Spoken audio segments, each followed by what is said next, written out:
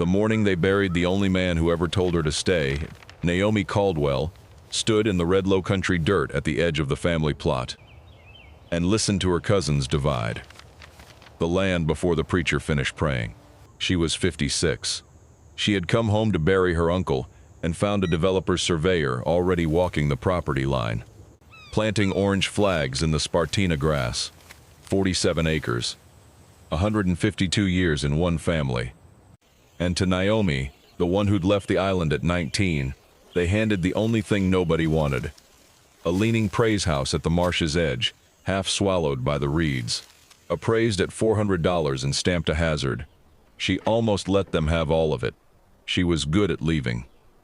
But that evening, kneeling on the warped floor of that praise house, to lift down her grandmother's old hymn board, her hand caught a seam in the planks that wasn't warping. It was a lid. She didn't open it that night. That is the part she never tells right when people ask her how it started. They expect her to say she pried it up by lamplight and wept. She didn't. She knelt there, with 2 fingers hooked in the seam and her knees aching on the cold boards, and she thought about her shift schedule, and the rent car, due back Tuesday, and whether the funeral home had spelled Moses Hollow's name correctly on the program. Because they had not. They had printed Moses Holloway. She had run her thumb over the extra letters all through the service, like a splinter she couldn't find. So she let the lid be.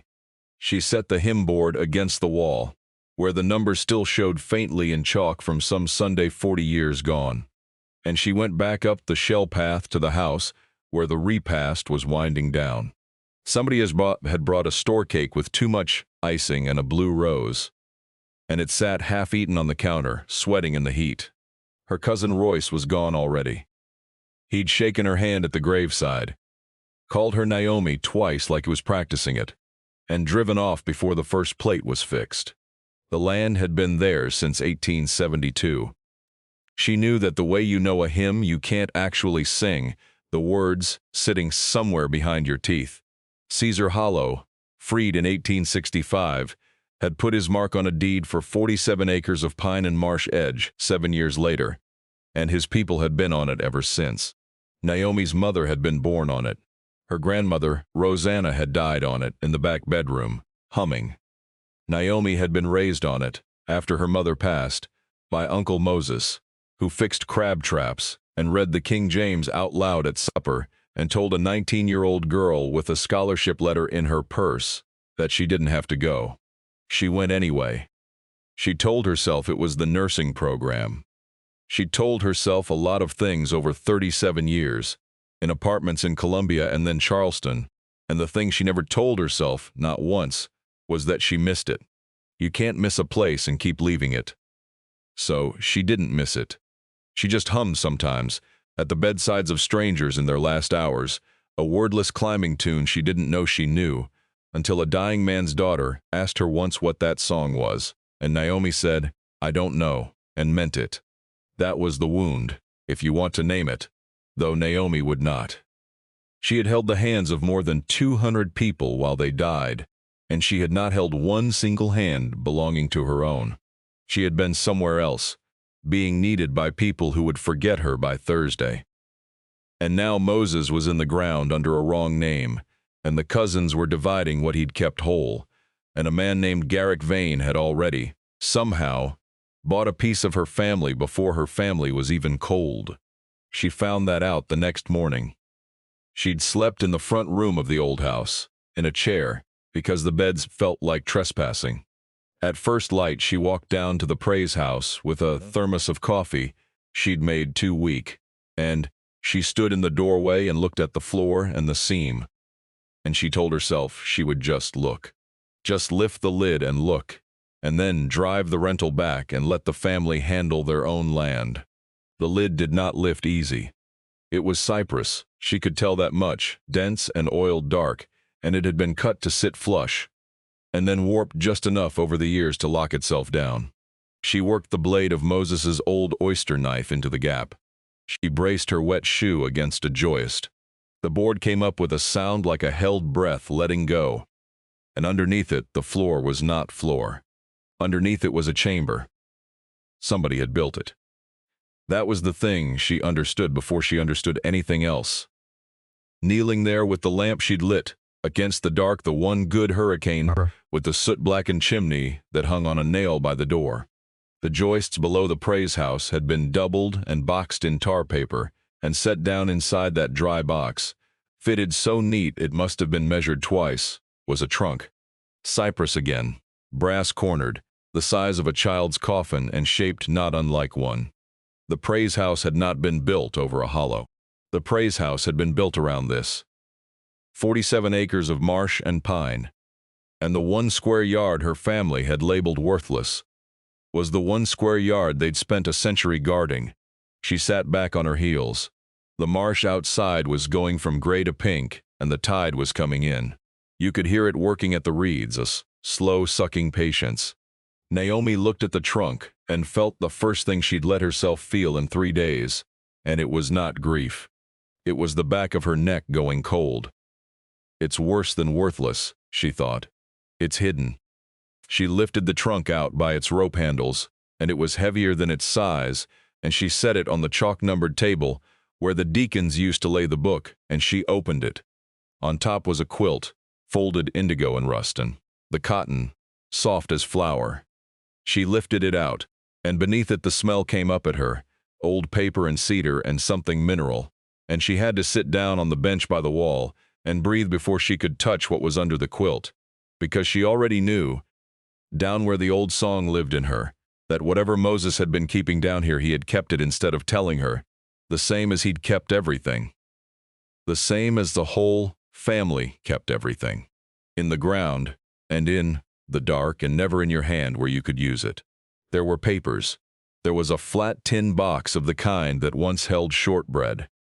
There were 3 reels of brown recording tape in flat cardboard boxes, the labels in pencil, and there was a roll of stiff linen-backed paper, tied with kitchen string, gone brittle, that when she eased it open on the table was a map, hand-drawn. A plat, the surveyor's word, though she didn't have the word yet. 47 acres in pen and faded ink wash, the river drawn in, the great oak drawn in, the burying ground drawn in with tiny crosses, and a name lettered along the bottom edge in a careful, old-fashioned hand. Caesar Hollow, his mark, 1872. Naomi Caldwell had come home to bury a man and sell a hazard. She put both hands flat on the table to stop them shaking, and she did not yet know the half of it. But she knew this much already. Kneeling alone in a building her family had called a teardown. Somebody had gone to enormous, patient, generational trouble to make sure this exact box was never found by the wrong person, and a developer's flags were already in the grass. She did not hear the screen door of the praise house because it had no screen and barely a door. She heard the cane, a slow triple knock of rubber tip on shell, and then a voice she had not heard in 37 years, and knew in 1 syllable. You found the box. Miss Cleola Frazier stood in the doorway with the morning behind her, 79 years old, and straight as a piling. 1 hand on a cane, and the other holding a chair she had carried down the path from her own porch, a kitchen chair, because the praise house had only benches, and Miss Cleola did not sit on benches anymore. She set the chair down, lowered herself into it, and folded both hands on the cane head and looked at Naomi the way you look at weather coming. Yes, ma'am, Naomi said. Then, because the woman's face was working at her memory, Naomi, Moses's, Rosanta's grandbaby, I know whose you are. Miss Cleola's eyes went to the trunk and stayed there. I was a girl when they folded that quilt over the box. The spring after the troubles, they let me hold a corner. The grown folks said it would lie there till the right hand come to open it. She lifted her chin a 1/4 inch. I've been wondering all these years, whose hand. Naomi did not say I'm only here till Tuesday. The sentence had been ready in her mouth since the graveside, and it would not come out in front of this woman. Miss Cleola told it slow, the way the old people tell a thing, looping back, leaving the middle for last. She told how Caesar Hollow had come off the Vane place after freedom, off the very ground a man named Vane had once worked him on, and how he had saved and scraped and bought these 47 acres in 1872, marsh and all, because nobody white wanted the marsh, and Caesar wanted somewhere the tide could feed his people when the cash crops failed. She told how he'd set the praise house at the marsh edge on purpose, on the highest dry hummock, the one place that never flooded, and how the men had double-floored it, and nobody outside the family ever knew why. She told how the burying ground had filled, 150 years of it, hollows and Pringles and Smalls and Greens, because in the segregation years it had been the only consecrated ground for black folk for 30 miles, and white undertakers wouldn't touch them, so they buried their own here, by lamplight sometimes, and Rosanna had rung the bell. "What troubles?" Naomi said. "You said the spring after the troubles." The old woman's hands tightened on the cane. 19 and 58. They come to take it the first time. That was the first reveal Naomi truly understood. And it landed not as paper but as a chill, because she opened the shortbread tin while Miss Cleola talked, and inside the tin, folded into careful quarters, soft as cloth from handling, were receipts. Hundreds of them.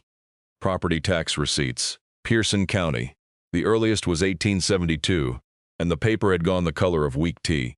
The next was 1873, and the next. Year over year over year, every single year, in a hand that changed 3 or 4 times across the decades as one keeper died and another took it up. The family had paid the tax on Caesar Hollow's 47 acres and folded the receipt into quarters and laid it in the tin. There was no gap.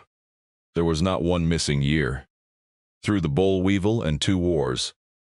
And the year the church burned, somebody in this family had gone to the Pearson County Courthouse with cash money they did not have and paid the tax and brought home the little folded proof and put it in the tin under the floor. She thought she understood the box then. She did not. But she understood that the people who had called this place worthless had never once knelt where she was kneeling. In 58, Miss Cleola said, the county had a tax sale, said the hollow land was tax delinquent, sold it on the courthouse steps to a man fronting for the Vanes. Rosanna's daddy stood in that courthouse with the receipts in his hand, paid in full every year, and they would not look at them. You understand me? They had the proof in front of their eyes, and they would not look. She said it without heat, which was worse than heat. For 11 years they lived on land the courthouse papers said wasn't theirs. The man that bought it finally died, and his people didn't want a swamp, so they let it lie. And the county kept right on sending us the tax bill, like the sale never happened. But no judge ever crossed that deed out the book. A lawyer to do it proper cost money we never had. So your grandmother put the box under the floor and folded the quilt. So next time the hand that needed it could reach it quick. Naomi looked at the plat, at Caesar's careful mark, at the little crosses of the burying ground. Miss Cleola, she said, there's a man's flags in the grass right now. The old woman nodded once, slow, like she'd been waiting 2 days for Naomi to catch up to the morning. I know it, she said. His name is Vane. The land keeps its own. That was what Rosanna used to say, Miss Cleola told her, rocking the cane going still. Rosanna said it over the graves, and over the crab pots, and over a feverish child. The land keeps its own. And Naomi had heard it 1,000 times as a girl and taken it for comfort, an old woman saying, soft as the quilt. Sitting in the praise house at 56, with a tin of unbroken proof in her lap, she heard it for the first time as an instruction. She stayed past Tuesday. She told the rental company she'd keep the car another week, and ate the charge, which she could not really afford, because hospice nurses are paid in gratitude and overtime, and Naomi had spent the overtime on a niece's tuition and her own quiet rent. She called her supervisor in Charleston and took bereavement she'd never once taken, and then took unpaid days on top of it, and the woman on the phone said, take what you need, honey. And Naomi felt the old itch to say, I'm fine, I'll be back Monday, and did not say it. She cleaned the praise house, not to sell it now, to keep it standing. The sill on the marsh side had gone soft, and the building leaned a hand's width toward the water, and she spent a morning on her knees in the pluff mud, the smell of it like sulfur and salt, and something almost sweet underneath, jacking the sill up off the rot, with a bottle jack from Moses's shed, and a stack of brick she pulled out of the old crab cooker. Her shoes were wet through by 9. Her good funeral shoes, the only ones she'd packed, and she didn't care. The marsh hummed with fiddler crabs. A sound like rain that wasn't rain. An osprey worked the river. Twice she caught herself humming Rosanna's tune with her mouth full of nails, and the second time she stopped and sat back in the mud and let the marsh hold the note for her. Hank Dawson she did not have. There was no kindly neighbor with a truck of lumber. What there was Miss Cleola, who sent down a great-grandson named Dion, with a cooler of fried whiting and a deep distrust of the Praise House's dark, and who herself came each morning at the same hour with the same chair, and told Naomi one more piece, where the bodies lay, which crosses had names, and which the county had never let them carve. The Saturday the men poured the new floor in 58 and laid the box, and never spoke of it again, not even among themselves, because a secret you don't speak is a secret that can't be beaten out of a frightened man. On the 4th day the developer came in person, and that is when Naomi learned what Royce had done. She heard the car first.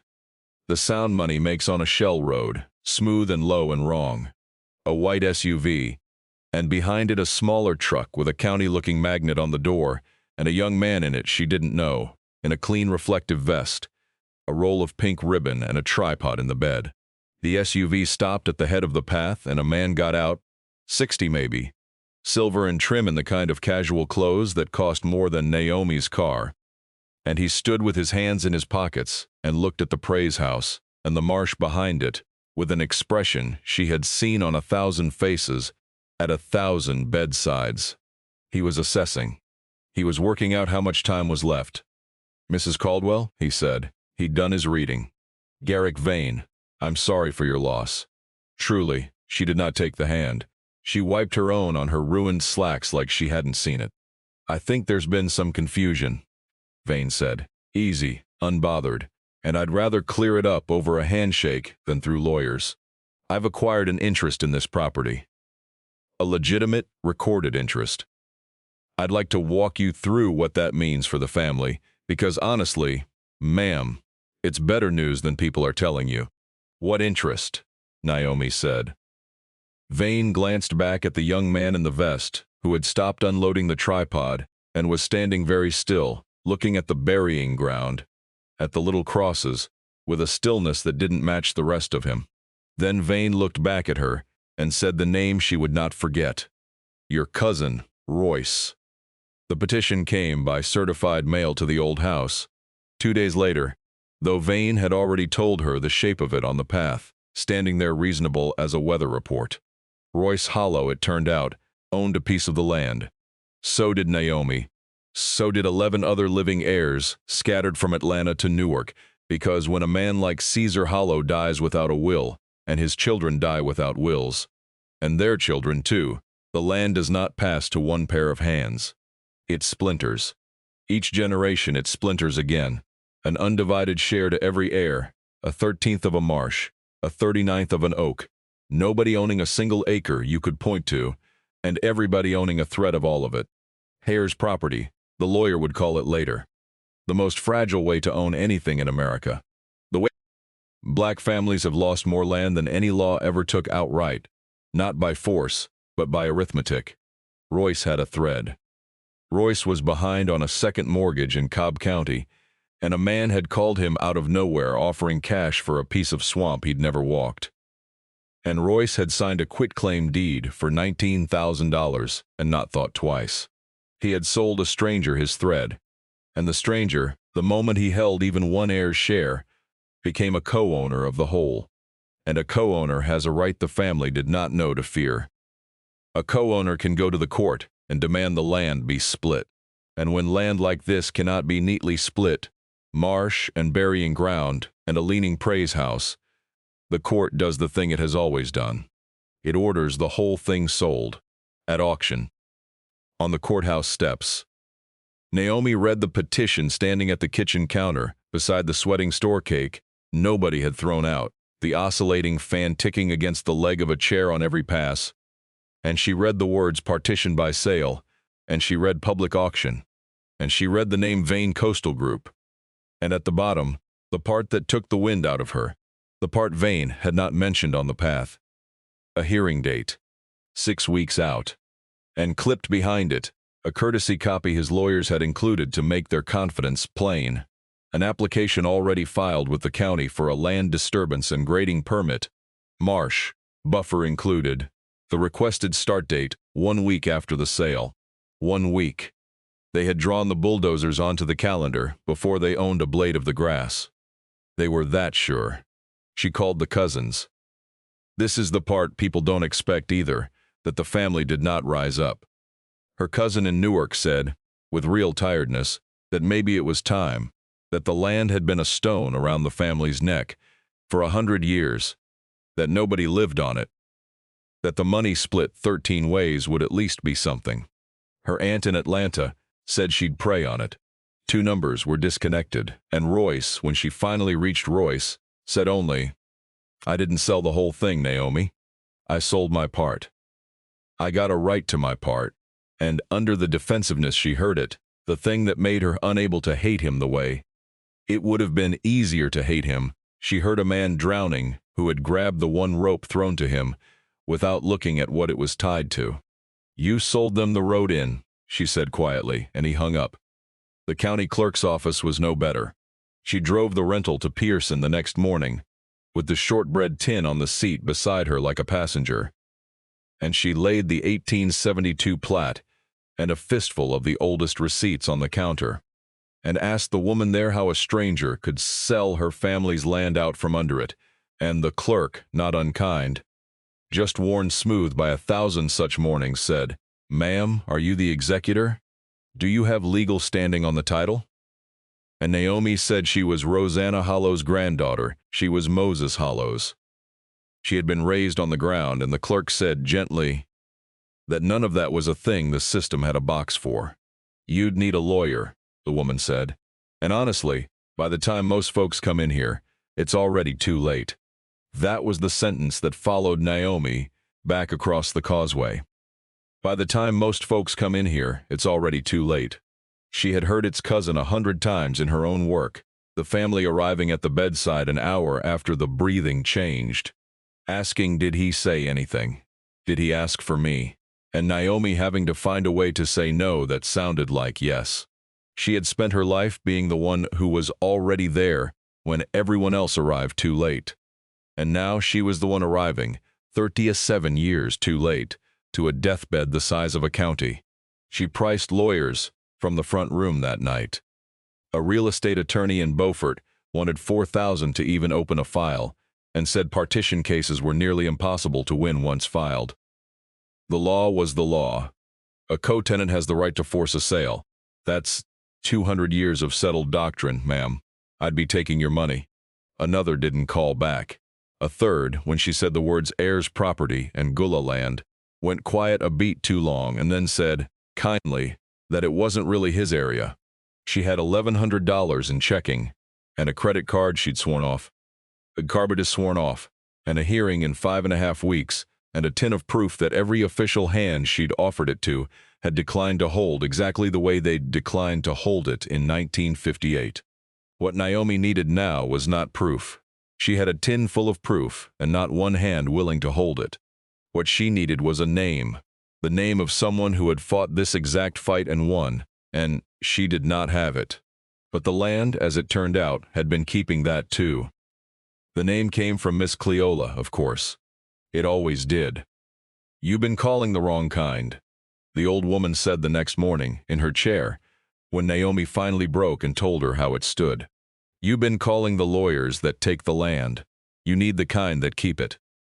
She worked a slip of paper out of her apron pocket, soft from folding, and Naomi saw it had been folded into quarters, same as the receipts, an old hand's habit.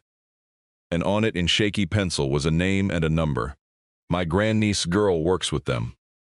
The land project, up Charleston way. They don't charge what they can't.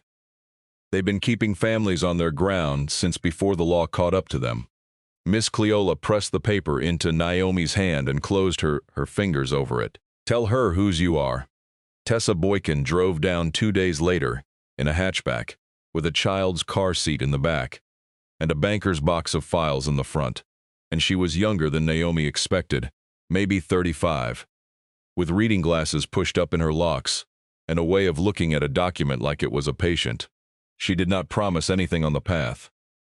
She came inside. She accepted weak coffee without a word about it. She pulled a kitchen chair around backward and sat, and she went through the tin receipt by receipt, and then the plat. And then she sat very still for a moment, with her hand flat on the 1872 paper, the same way Naomi had, and said, almost to herself, "They never broke chain." "What does that mean?" Naomi said. "It means," Tessa said slowly, taking off the glasses, "that everybody who's told you this is hopeless has been looking at the wrong fight. They've been telling you a co-tenant can force a sale. That's true. That's the old law, and it's eaten black families alive for 100 years. She tapped the tin. But South Carolina passed something. The Uniform Partition of Hires Property Act, years back. Most folks don't know it exists, including, I'd bet money, the lawyer who drew up Vane's petition. Because men like Vane have been doing this so long they stopped reading for changes. She laid it out plain, and Naomi held on to each piece like a rung. Under the new act, when land is heirs' property, the court can't just dump it on the courthouse steps.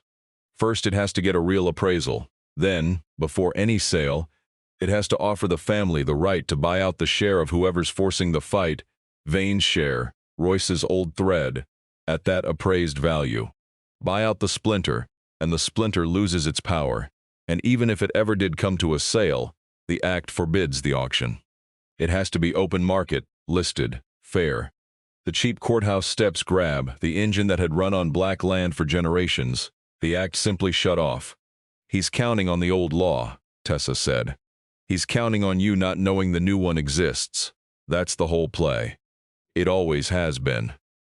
Naomi felt something turn over in her chest that she didn't have a name for. That was not yet hope. That was closer to the cold she'd felt looking down at the lid. "What do we need?" she said. Tessa put her glasses back on. "Two things, and you already have one of them sitting in a cookie tin." She looked up. "We need to prove the family's title is clean and Vane's is dirty. And we need to show the court this isn't speculation to you, that there's an ancestral and continuous tie to this ground, because the act tells the judge to weigh that. Receipts give us the first." She glanced toward the praise house through the open door, where the trunk still sat on the chalk-marked table. "What's in those reels gives us the second, if it's what I think it is." Naomi had not yet played the tapes. It took Dion most of a week to turn up a machine that would play them. He found it at a swap meet in Walterboro, a reel-to-reel the size of a suitcase with one knob held on by tape, and he carried it into the praise house like a man carrying something that might wake up. And they threaded the first reel by lamplight, because Naomi had come to do everything in that building by lamplight. Now, the one good hurricane lamp throwing its circle on the chalk-marked table. The tape hissed. There was a long stretch of nothing but room tone, and a fan and a cough, and then a voice young that took Naomi a moment to place, because she had only ever known it old. Moses. Uncle Moses at maybe 30, in this very building, the year on the label 1979, and he was saying patient and formal, "Now say your name and who your people was, for the children that's coming." And then another voice, ancient even then, a woman, and another, a man who could barely get the breath. And one after another the old people of Hollow Oak said their names into Moses's machine, and named their dead, and said where they lay. Naomi understood what she was hearing on the second reel and had to set down the lamp. Moses had not just recorded songs. He had recorded the burying ground. He had walked the old people through it grave by grave. In their last years, the unmarked ones the county had never let them carve, and he had them say it aloud. And true, here lies my mother Hagar Smalls. Here lies the Pringle child took by the fever. Here under the second oak lies Cuffy Pringle, that built the dike and never got his name on stone. A spoken register of every soul in the ground, made by a man who knew that paper burns and stone gets stolen, but a voice, copied and kept. A voice can outlast the people who want it gone. Moses Hollow had spent the quiet middle of his life making sure that if anyone ever again tried to call this ground empty, the ground could answer back in its own people's mouths. He had told no one. Of course he had told no one. They never told. They put it under the floor and folded the quilt and waited for the right hand. "This is the second thing," Tessa said, very quietly, when Naomi played her a minute of it over the phone. "Naomi, a continuous, documented burying ground. Do you understand what that does in front of a judge weighing whether this is sacred ancestral land or a developer's lot? Do you understand what it does to a grading permit through a cemetery?" She was quiet a second. "Don't lose that tape. Don't let it out of the building. Make a copy and don't tell me where you put it." The receipts did the harder, colder work, and it was Tessa who saw it. Sitting cross-legged on the praise house floor at midnight, with the tin emptied out around her, in a fan of folded paper and a courthouse printout of Vane's title chain in her lap, she went very still, the way she had over the plat. Then she said a word Naomi rarely heard her use. "He doesn't own what he thinks he owns." Vane's whole claim, she explained, climbing toward Naomi's chair with the papers, did not actually rest on Royce's little thread. Royce's thread only got him in the door, made him a co-tenant, gave him standing to file. But the deed Vane had recorded, the one his lawyers were quietly relying on to argue, the family's interest was already clouded. The one that let him act like he held far more than a 13th, traced back through a chain of conveyances to a single route. A tax deed, the 1958 sale. The courthouse steps grabbed Miss Cleola had buried the box because of. Every paper Vane stood on that 1958 tax sale being valid. And the tin proved it never was, because a tax sale is only good if the taxes were actually unpaid. And folded in quarters, soft from 66 years of handling, was the Pearson County receipt for the 1958 property tax on Cedar Hollow's 47 acres, paid in cash. Stamped and dated 4 months before the county had auctioned the land out from under a family that had already paid. The sale had been a fraud in 1958, and everyone living had known it. And the county had gone on billing the family for the taxes, as if the auction never happened. But the family had never had the money to make a court cross the deed out of the record, so the dead deed still sat in the chain of title like a body in a wall. And every speculator since had built on it, and Vane's lawyers had either never checked or assumed no one ever could. The receipts didn't just defend the family's title. They detonated Vane's. "The thing that's supposed to be your weakness," Tessa said, and for the first time Naomi heard something fierce come up under the lawyer's careful voice. "The thing they always use, that you people kept no good records. You didn't probate. You didn't file. Your family kept the one record that matters for 152 years without missing a year. They were better archivists than the county." She laughed, short and disbelieving. "It flips, Naomi, it flips the whole thing. It is worse than we thought." Naomi had felt again and again opening that box. And here at last was the turn she had not let herself expect. It was better than they thought. The proof the family had bled to keep was not a relic. It was a weapon, kept loaded, kept dry, kept under the floor for exactly this hand and this week. But knowing you can win and being able to afford to are two different countries. And in the days before the hearing, Naomi nearly gave it all away.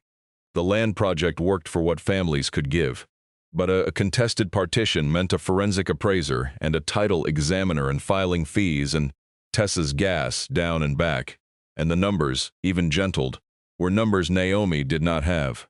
Royce called once, not hostile now, almost pleading. To say Vane's people had come back to him with a new offer, a clean one. Vane would pay every living heir a flat sum to simply agree to the sale. No fight, 15,000 each, more than the land would ever clear at auction, split 13 ways.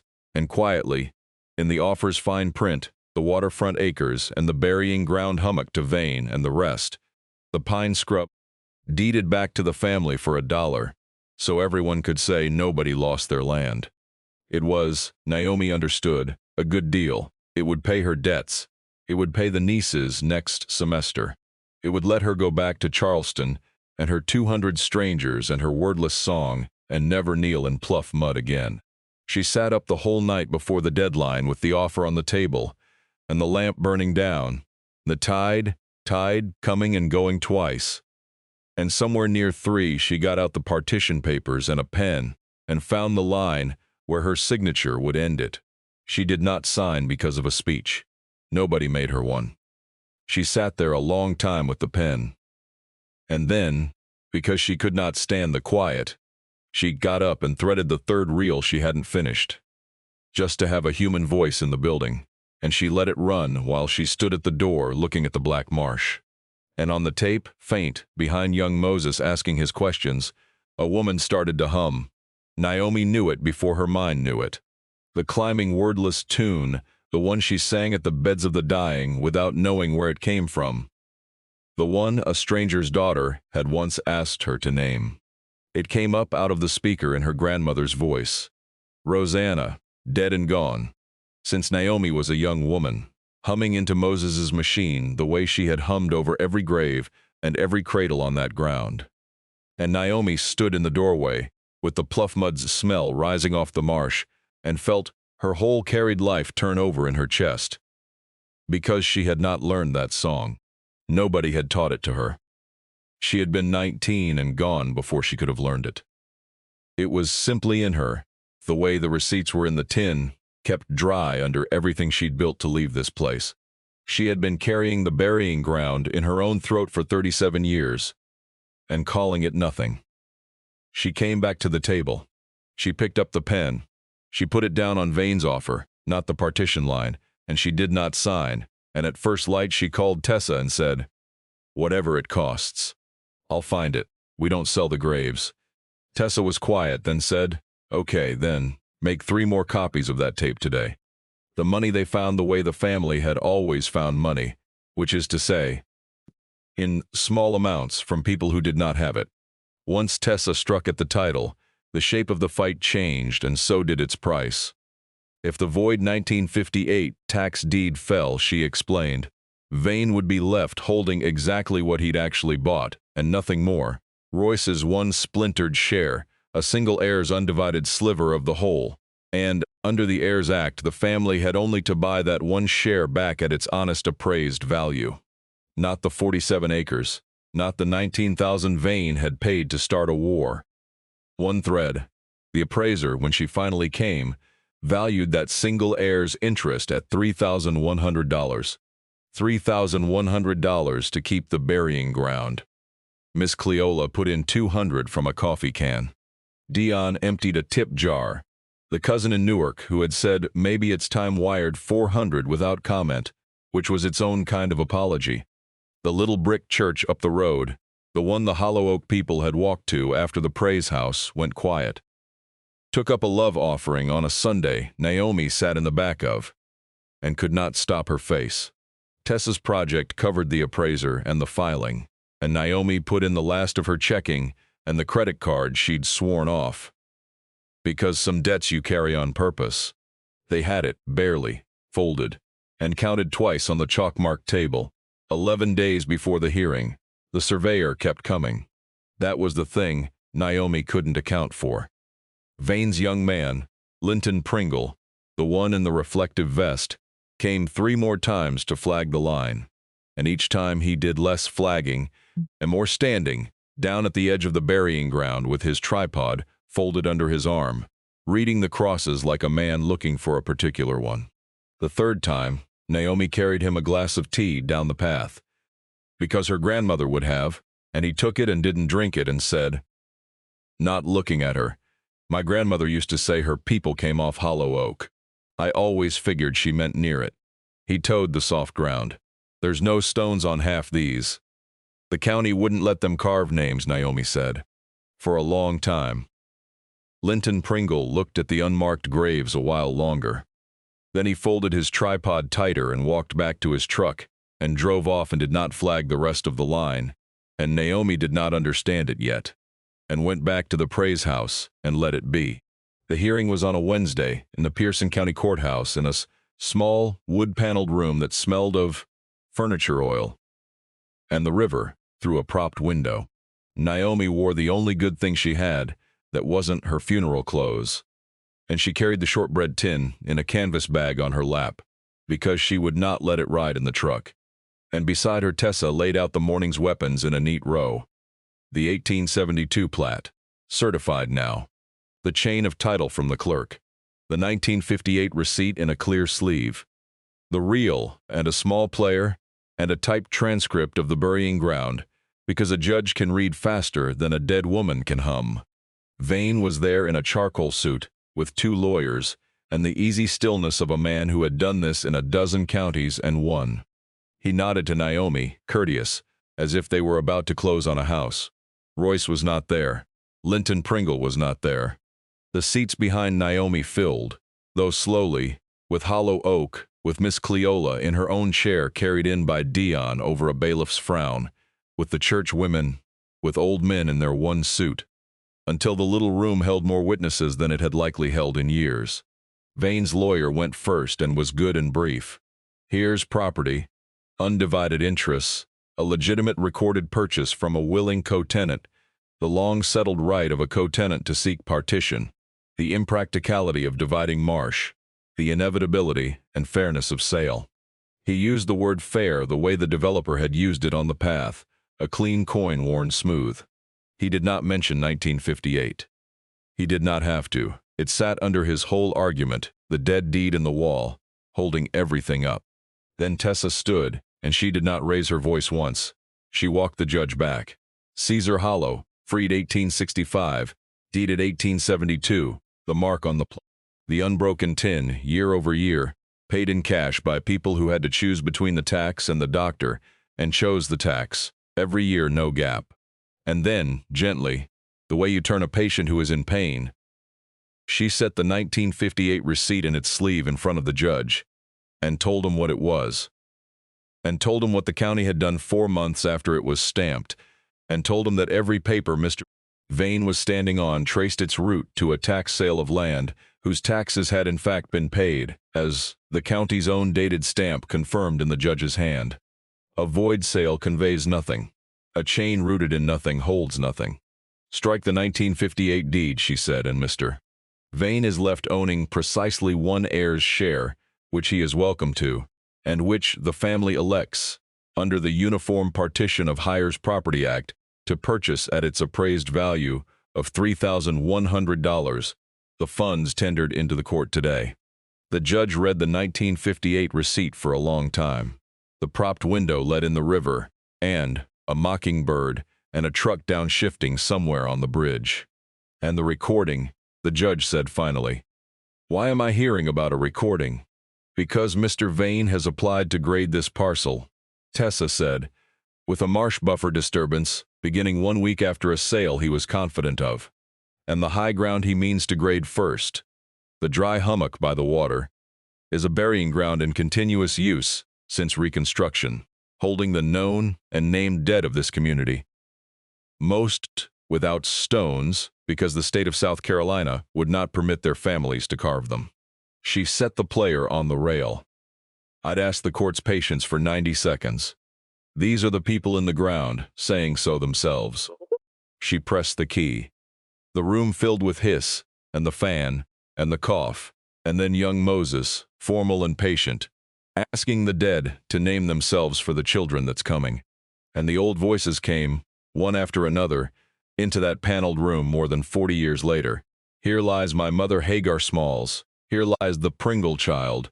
And then a cracked old man's voice, slow, taking the breath it needed, said, here under the second oak lies Cuffy Pringle, that built the dike and never got his name on stone. The back door of the courtroom opened.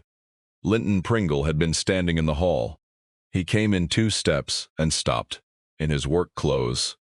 No vest now, and he stood there while his great-grandfather's name went out across the room in a dead man's mouth. And his face did the thing Naomi had watched come over people at the very end, when the last guard drops, the thing that has no performance in it. And he said into the quiet after Tessa lifted the key, not loud, to no one, to everyone, that's my people. He looked at Garrick Vane. I walked that line for you, Linton said. I planted those flags. I didn't know whose ground.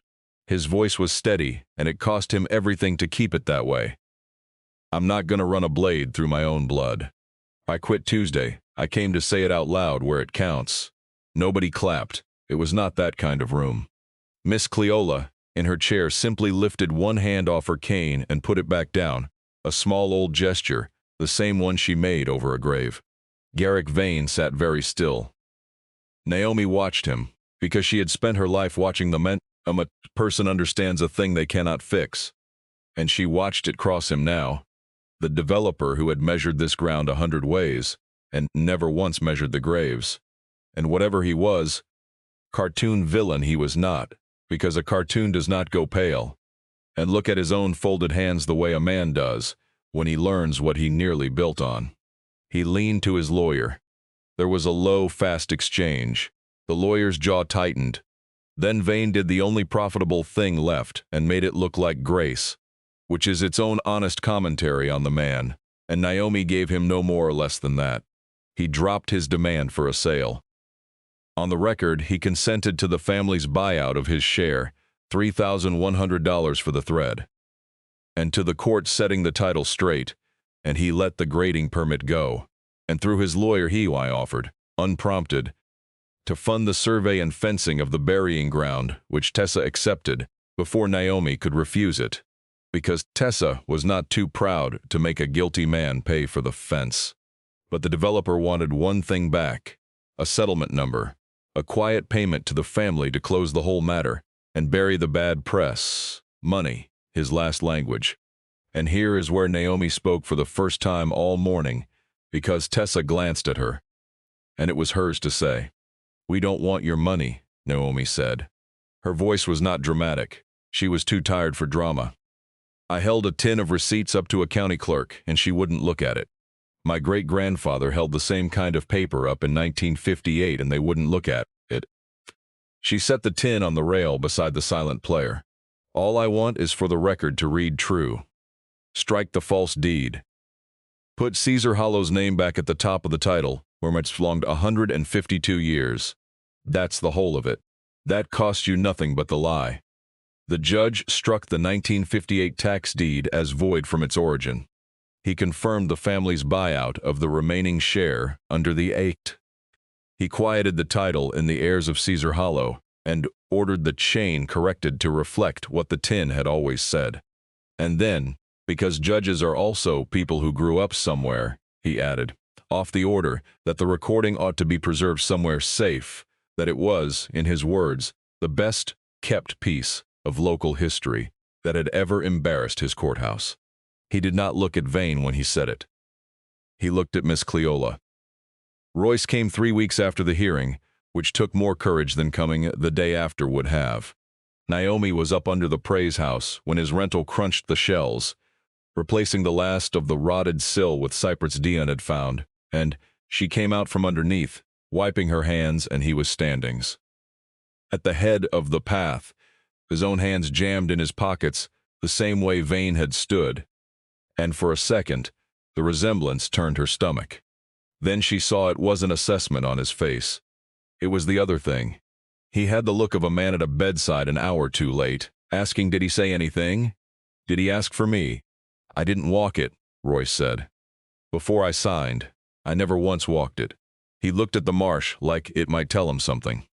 "I sold what I'd never even stood on. For a man's truck note." He swallowed. "I want to give it back. I don't have the 19 anymore, Naomi. I'm not gonna lie to you. But I got some, and I can send the rest, and I want my name back on it. Not to own a piece to sell. To owe a piece. You understand the difference?" She did. It was the difference her own people had always known, the one Caesar Hollow must have understood the day he handed over his savings for a marsh nobody white would touch. The difference between owning a thing and being owed by it. The first you can sell in a bad month, the second keeps you. She did not make Royce a speech, and she did not fall on his neck. She handed him the pry bar. "Floor's level now, but the railing's rotten," she said. "You want back in, there's a railing." He took the bar. He worked the rest of the afternoon, badly, city hands, and she let him, and around 5 Miss Cleola sent down Whiting and they ate it on the new sill with their feet hanging over the pluff mud, and Royce asked twice what the old woman's name was, and got it wrong once, and she let him have that too. It wasn't reconciliation. It was a railing. You start with the railing. What they built over the following year was slower and less photogenic than a courtroom. And it is the part that mattered most, though it would never be the part anyone clicked on. Tessa came back down with a thicker box of files, and they did the unglamorous thing, the thing the family had never done in 152 years, because nobody had ever told them they could. They counted the heirs.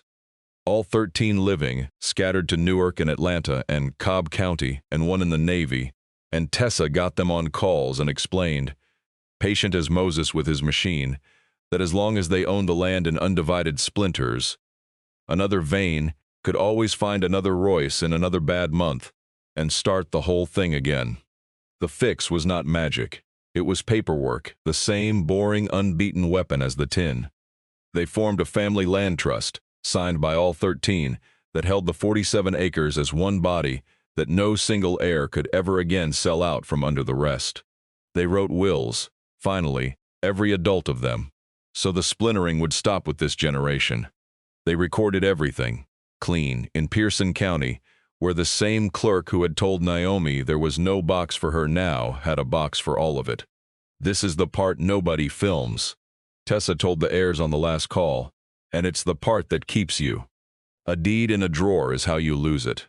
A trust on record is how you hold it. Tell your children. Tell your cousins. The receipts in the tin are why you still have the ground. The trust is why your grandbabies will. Naomi made them put that on a card. She had it printed at the drugstore in Pearson, plain, and she set a stack of them in the praise house by the lamp. And that is how the Saturday thing started, which Miss Cleola named, 'cause Miss Cleola named everything. Ground school. It met in the praise house once a month after the floor was sound and the sill was true, and the building stood straight up off the marsh for the first time in Naomi's life. Old people came and young people came. Naomi and Tessa walked them through it, no lawyer's fee.